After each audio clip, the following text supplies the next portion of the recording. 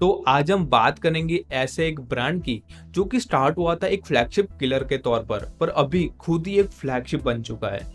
जी हाँ, आपने बिल्कुल सही गेस किया, वन प्लस की, जिसको करीबन स्टार्ट हुए 7 साल से भी ज्यादा हो चुका है, जो कि स्टार्ट हुआ था ओप्पो के सब ब्रांड के तौर पर, जिसने अभी तक बहुत ही कमाल के स्मार्टफोन्स लॉन्च किए हैं। पर बात करें 2021 की, तो वन प्लस के लिए अभी तक ये साल कुछ खास अच्छा नहीं रहा है, क्योंकि बात करें रिसेंट इशू की, तो वन प्लस 9 और वन प्लस 9 प्रो अपने परफॉर्मेंस को इंटेंशनली स्लो करने की वजह से बेंचमार्किंग प्लेटफॉर्म पे बैन हो चुके हैं। इन सारी बातों को मैं शॉर्ट में समझाऊं तो इन दोनों ही स्मार्टफोन में आपको स्नैपड्रैगन 888 प्रोसेसर देखने को मिलता है, जिसकी अभी तक की सबसे बड़ी दिक्कत है इसका हायर बैटरी कंजप्शन और हीटिंग इश्यू। और इसी प्रॉब्लम को सॉल्व करने के लिए वन प्लस 9 और वन प्लस 9 प्रो के परफॉर्मेंस पर कैपिंग लगाई जा रही थी, यानी कि लिमिटेशन लगाई जा रही थी। पर जब आप इसके बेंचमार्किंग टेस्ट करो तो वहां पे इसकी फुल परफॉर्मेंस निकल के आती थी। और ये बात जैसे ही बेंचमार्किंग प्लेटफॉर्म्स को पता चली, उन्होंने दोनों ही स्मार्टफोन्स को अनलिस्ट यानी कि बैन कर दिया। तो यूजर को बिना बताए बेंचमार्किंग स्कोर को मैनिपुलेट करना और इंटेंशनली स्मार्टफोन को स्लो करना, ये बिल्कुल भी एक गुड प्रैक्टिस नहीं होती। पर यहाँ पे बात इतनी नहीं है, बात करें इस साल के प्रोडक्ट्स की जो कि लॉन्च हुए हैं, वहां पे भी आपको कुछ ना कुछ प्रॉब्लम्स और ड्रॉबैक्स देखने को मिले हैं। तो सबसे पहले बात करें वन प्लस 9 सीरीज के वन प्लस 9 की, तो ये एक बहुत ही अच्छा डिवाइस है, एक कैपेबल डिवाइस है, जिसकी प्राइस है सिर्फ 49,999। वैसे तो इस स्मार्टफोन के दो वेरिएंट्स लॉन्च किए गए, एक यूएस वेरिएंट और इंडिया वेरिएंट। तो यूएस वेरिएंट में आपको बहुत सारे 5G बैंड्स देखने को मिलते हैं, जबकि इंडिया वेरिएंट में आपको इससे भी ज्यादा सिर्फ 2 5G बैंड्स दिए गए हैं। पर बात यहाँ पे खत्म नहीं हो जाती। यूएस वेरिएंट में आपको 15 वैट का वायरलेस चार्जिंग का सपोर्ट दिया गया है, जबकि इंडिया वेरिएंट में आपको ये भी नहीं दिया गया। तो जाहिर सी बात है कि इंडिया में इसकी प्राइस कम रखने के लिए ऐसा किया गया हो, पर नहीं, दोनों की प्राइस आपको ऑलमोस्ट सिमिलर देखने को मिलती है। और आगे बढ़े तो यहाँ पे आपको कोई भी टाइप की आईपी रेटिंग्स देखने को नहीं मिलती है, क्योंकि आईपी रेटिंग्स के चक्कर में उनकी कॉस्ट ज्यादा बढ़ जाती।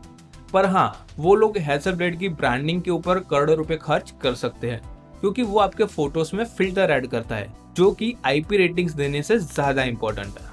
तो इसके बाद है इसका प्रो वेरिएंट, यानी कि वन प्लस 9 प्रो।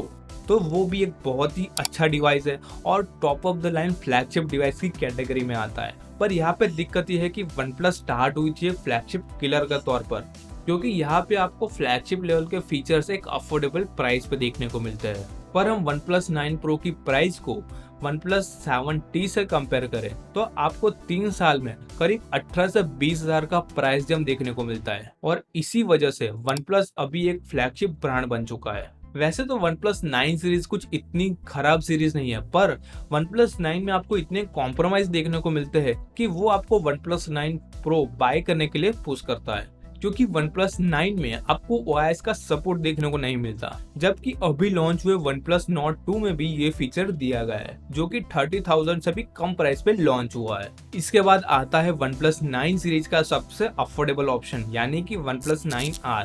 तो डेफिनेटली ये एक अफोर्डेबल ऑप्शन है, जो कि एक्सक्लूसिवली सिर्फ इंडिया में लॉन्च किया गया है। पर दोस्तों, आप मुझे एक सच बात बताना, क्या वन प्लस 9R एक्चुअली में कहीं एग्जिस्ट करता है? क्या सच में आपको इसमें कुछ नया देखने को मिलता है? क्योंकि मुझे लगता है कि इन्होंने वन प्लस 8T को ही रीडिजाइन कर लॉन्च कर दिया है। क्योंकि अगर आप इन दोनों स्मार्टफोन को साइड बाय साइड कंपेयर करेंगे तो आपको दोनों ही स्मार्टफोन के ऑलमोस्ट सारे फीचर्स सेम देखने को मिलेंगे। हाँ, प्रोसेसर के नंबर्स में आपको डिफरेंस देखने को मिलेगा, 865 की जगह पे 870 दिया गया है, पर रियल लाइफ में आपको दोनों में कोई भी डिफरेंस देखने को नहीं मिलेगा। आपको दोनों के परफॉर्मेंस ऑलमोस्ट आइडेंटिकल देखने को मिलेंगे। तो इसके बाद जो प्रोडक्ट है वो है वन प्लस वॉच। तो मैं इसको एक फील्डर से ज्यादा कुछ भी नहीं कहूंगा, क्योंकि यहाँ पे जो सबसे बड़ी प्रॉब्लम जो मुझे लगी वो है यहाँ पे आपको नोटिफिकेशन की क्विक रिप्लाई का ऑप्शन ही देखने को नहीं मिलता, जो कि एक स्टैंडर्ड फीचर है कोई भी स्मार्ट वॉच में, और यही चीज कोई भी नॉर्मल वॉच को एक स्मार्ट वॉच बनाती है। इसके अलावा ये वॉच सिर्फ एक ही साइज में अवेलेबल है, जो कि है 46 mm,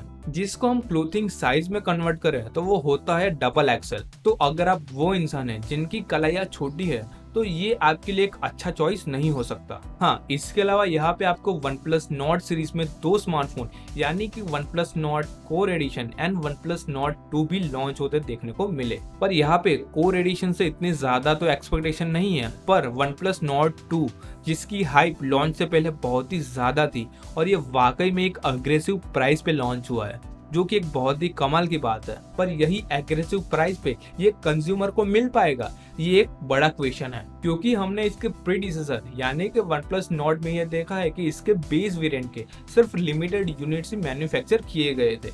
इसके बाद अगर आपको OnePlus Nord परचेस करना हो तो इसका हायर वेरिएंट ही परचेस करना पड़ता था।